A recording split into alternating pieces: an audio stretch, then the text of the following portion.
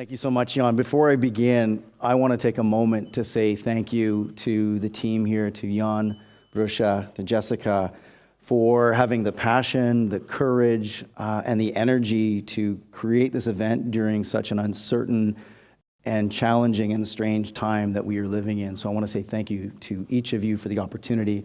I also want to say congratulations to all of the speakers for coming here today and sharing their stories, sharing their wisdom, with each of us. I think meaningful conversations are so important. They've never been more important than they are today. And so I want to applaud and thank each of you for sharing your energy with everyone here. So my talk today is why slowing down and stopping is the way forward. And I want to share with you a story from an experience I had in El Salvador. It's a country that I've traveled to many times through the years. And I have a great intersection of people, experiences, and opportunities there.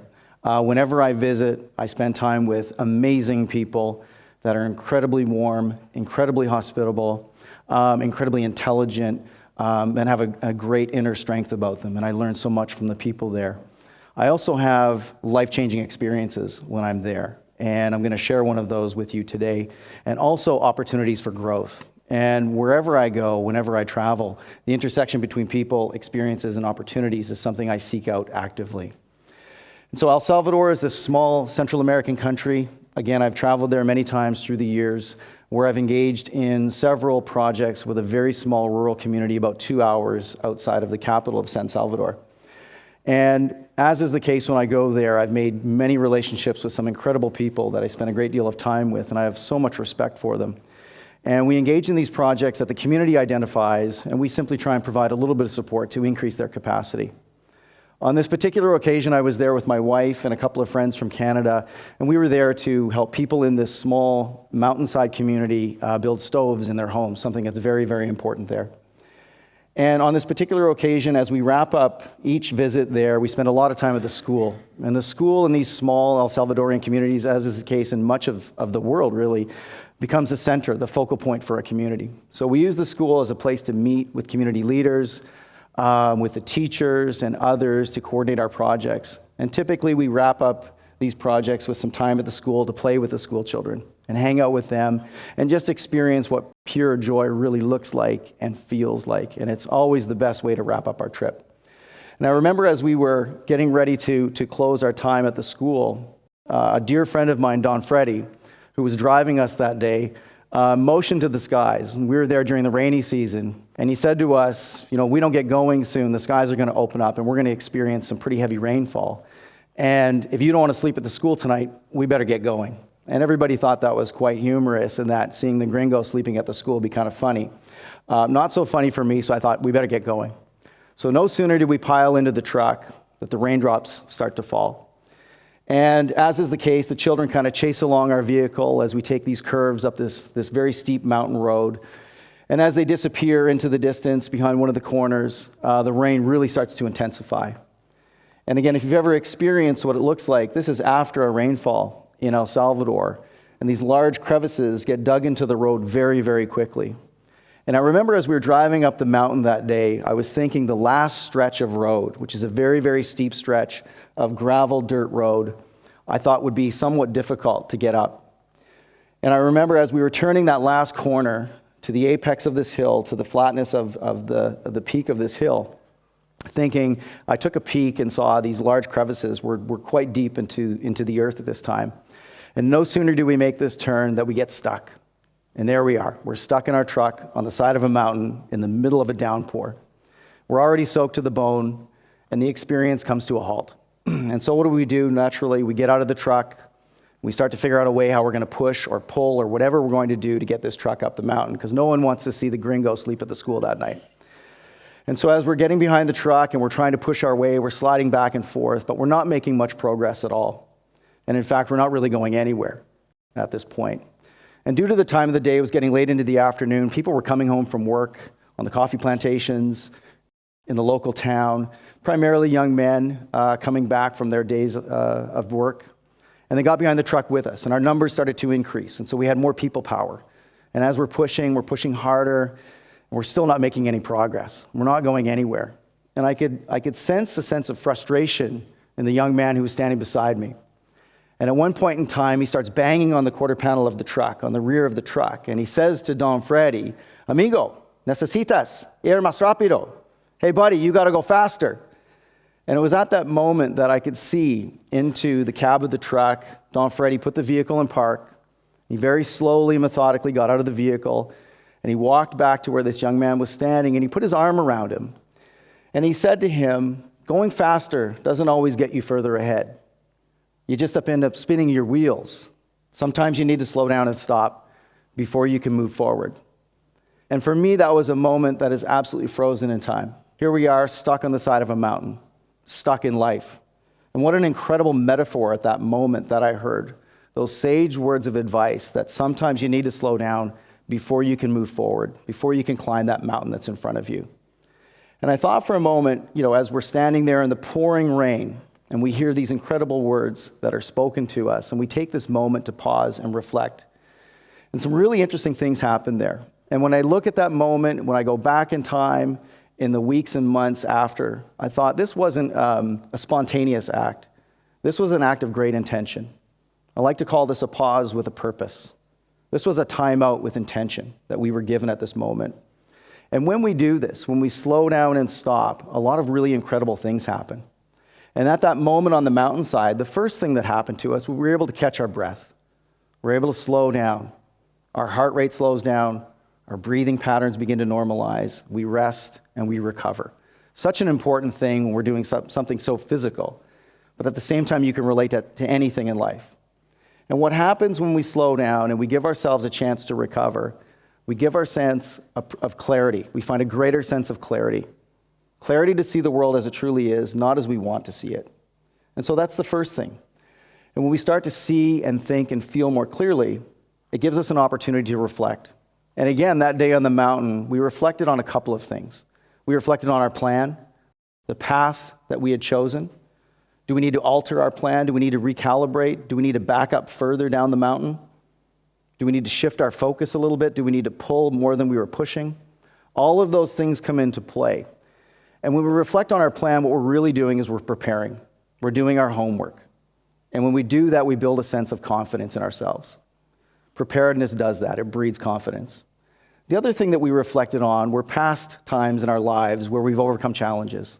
All of these people live in this environment. They experience challenges on a daily basis. So you go back into your memory banks and you think about times where you've had to climb a mountain, where you've had to get yourself unstuck. And at that moment in time, we gain the confidence to realize that we've done this before and we can do this again. And then lastly, when we give ourselves this moment of pause to stop and reflect, reconnection is a really, really important thing. And at that moment on the mountainside, as we looked around to each other, we had this incredible sense of solidarity, to know that we were all in this together, to know that we are not alone. And so, as we're standing there on the mountainside, looking at each other, realizing that we can do this, we have the people power to do this, we have the connection to do this, we have this shared experience that we all want to get up this mountainside right now. And what that does is it helps us develop a sense of conviction, the wherewithal to persevere through challenging times, to face adversity and still move forward. And so when I think about this time on the mountain and I relate it to life, and again, in the years since then and all the challenges that I've faced and how I've used this formula of recovery, of reflection, and of reconnection, I think about the time that we're living in right now. Global challenges with very, very personal impacts. Living during this time of a pandemic has left all of us feeling a myriad of emotions that are all valid and all need to be acknowledged and all need to be embraced. Some of us feel sad. Some of us feel anger or frustration. Some of us are feeling a great sense of loss and grieving. And many of us are left feeling isolated or alone. And when you think about what's happening in the world today, whether it is the pandemic or climate change or social and political unrest, we've all been impacted by this in a significant way. And so when I think about global challenges and personal impact, there is a way forward. But until we acknowledge the emotions that we're feeling, until we slow down and stop, we're not going to be able to move forward. And what this has done to each of us is it's forced us to ask some really, really important questions of ourselves about our future, about our career choices, about our relationships, questions about our personal health and well-being and how important it is. And finally, a lot of questions around our purpose and the desire to find greater meaning in our day-to-day lives. We've all been given this opportunity. And so seeing a global pandemic, I like to think of it as a global pause and the opportunity that we've been given to slow down and stop and recover and reflect and reconnect.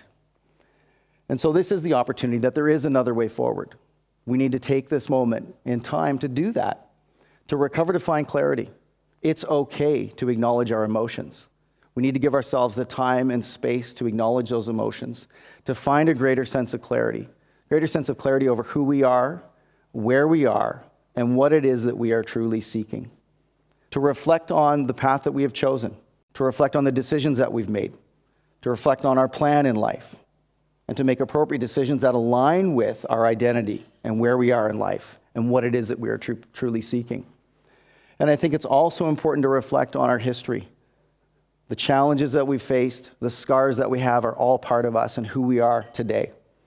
And reflecting on all those successes and achievements, to know that we have the confidence to believe in our ability to move forward. And finally, to reconnect, to develop conviction.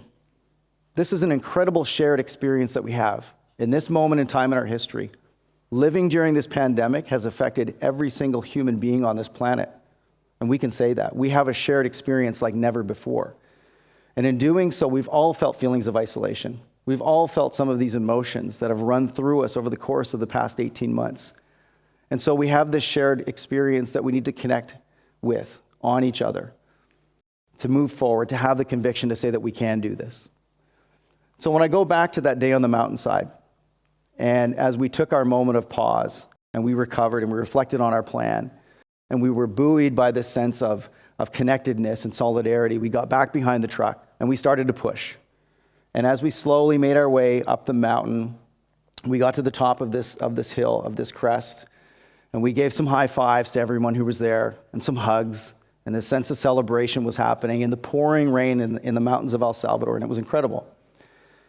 And as we jumped back in the truck and we started to make our way down this bumpy road, I remember there was a sense of calm that overcame all of us. I don't know if it was a sense of relief, a quiet sense of celebration, but I know for myself, it was this incredible experience of knowing that, we overcame something. We overcame a challenge. We got ourselves unstuck from something.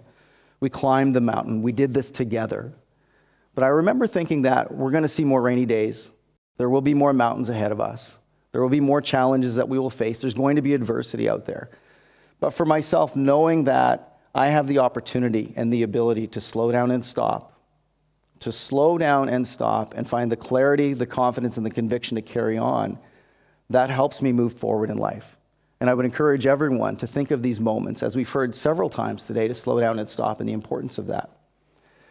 And so when I go back to this and I think about where we are right here, right now, and this is a really, really important message for me, and probably one of the most challenging things that we are faced with, all these questions about our lives, is to understand and embrace the fact that we are exactly where we are supposed to be.